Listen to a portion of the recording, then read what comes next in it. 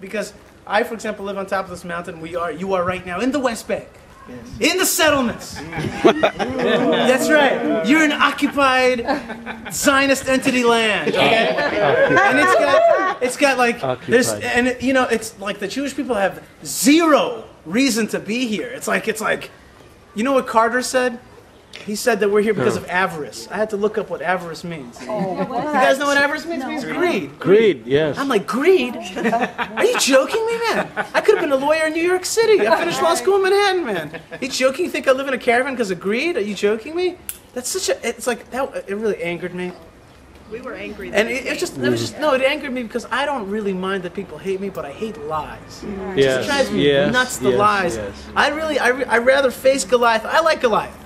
Goliath is out there on the playing field and he's like, hey Jews, you're chicken and your God is zero. I'm calling you out right now. He's going to face me one-on-one, mano a mano right here. Come on out. I like that.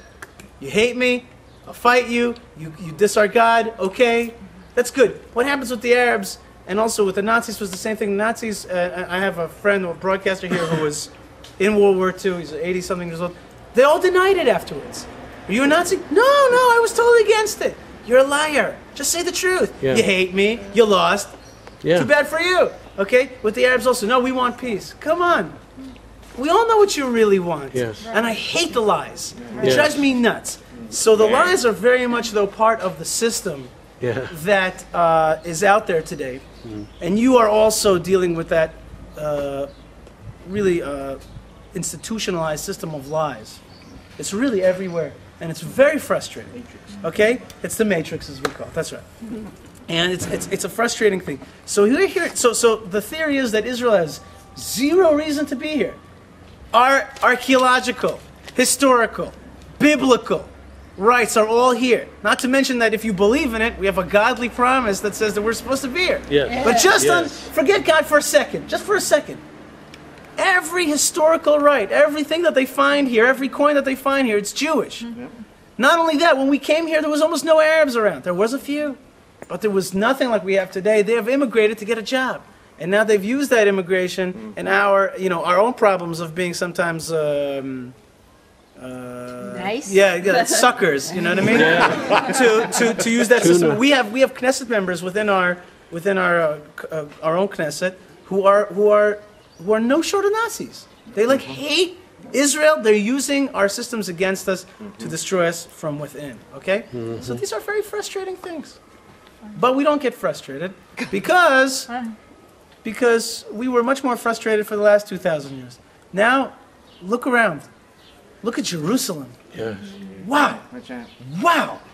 And people that don't say wow are blind. Yes. And I hear people, and I see, by the way, we Jewish people think, we got our share of blind people too. And you say, people complain to you, and you go, have you seen Yerushalayim? Have you seen Jerusalem? Have you understood that God says, I will bring you back to Jerusalem, I will build up Jerusalem? And our rabbis tell us that God says, I'll not come to the Jerusalem in the heavens until I come down to the Jerusalem of the earth. Yeah. First time I'm going to come back and rebuild Jerusalem. I'm going to ingather the Jewish people. And we see it happening. Yes. And when you see it all happening, then you have a different perspective as to what's transpiring. Okay? Yeah. And what is transpiring in simple terms is that God is fulfilling His promises to bring the Jewish people back to the land of Israel. Yes. To have us establish our...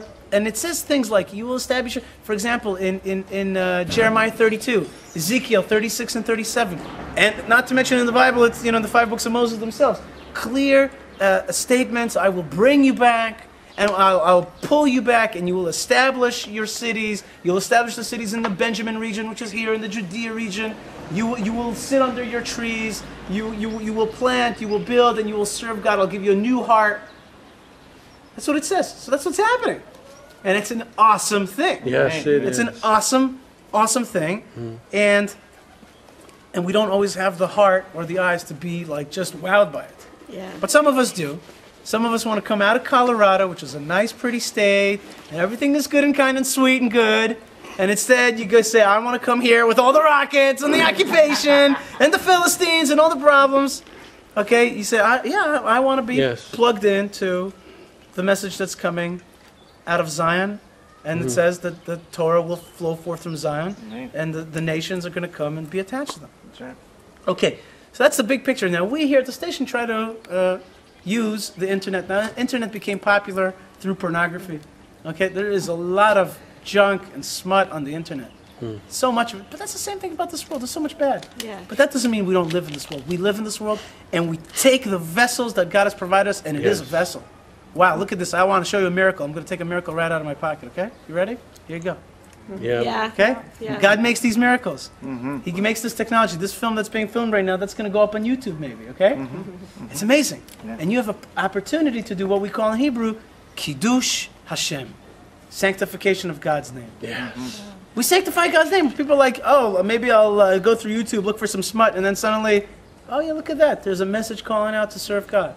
There's a message calling out for justice, good, and righteousness, and kindness, helping your neighbor, loving your neighbor, you know, serving God, understanding that He's got commandments for us, a way to live, a way to eat, a way to grow our families. You know, He's got a way to work 6 days a week and not on the seventh day, plant 6 years and not on the seventh year. He's got these messages for us.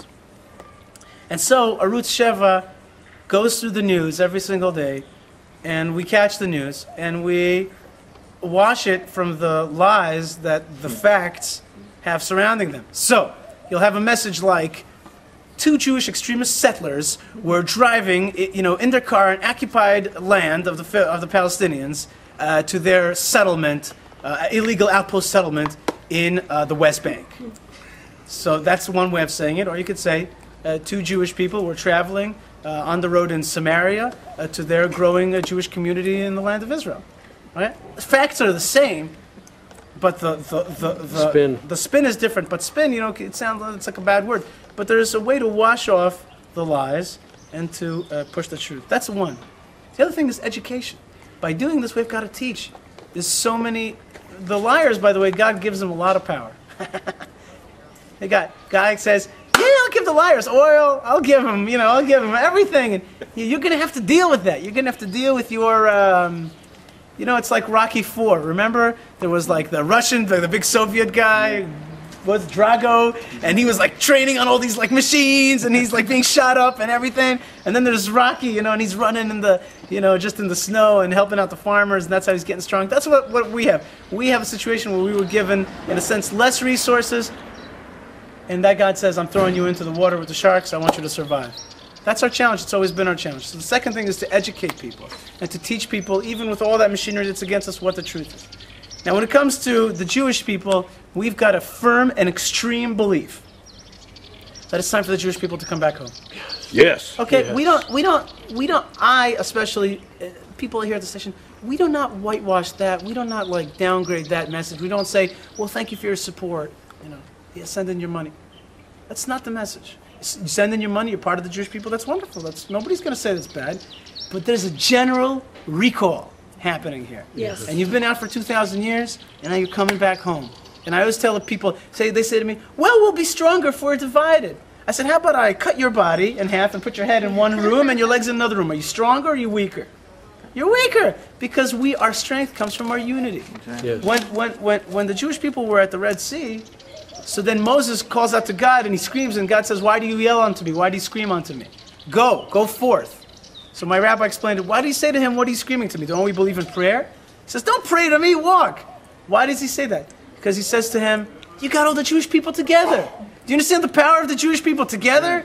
You'll split the sea in a second. Don't even worry about it. And right now we are divided into 2 kingdoms. Look at Ezekiel 37. There'll be 2 kingdoms, and I will bring them into 1 kingdom. Yeah. And I'll make them into 1 kingdom on this land, and I'll give them 1 heart, and I'll give them 1 king, that, you know, King David will rule them again. What's that talking about?